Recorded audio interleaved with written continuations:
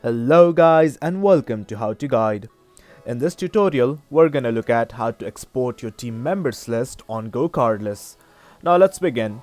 On any browser of your choice, simply type gocardless.com and hit on enter right now. Do log in if you already have not. The login button's right here. Simply click on it and let's log in. Now this is the dashboard or the home page of my account. I simply want to go to settings.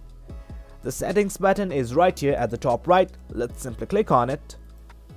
A pop-up will open right here. And let's look under the company settings tab. Now since I want to export my team members, I definitely need to click on this team button. Let's click on it. I am the only member right now. You can add a team member from clicking this button. We have already covered that video. So let's try to export. Right here is the export button. You need to simply click on it. And it says your export is being processed and please see exports for more details. Right now this is my export file. If I simply click on it, the file will be downloaded. Else you can also go to your registered Gmail address. And right here the export finished message has been sent to us.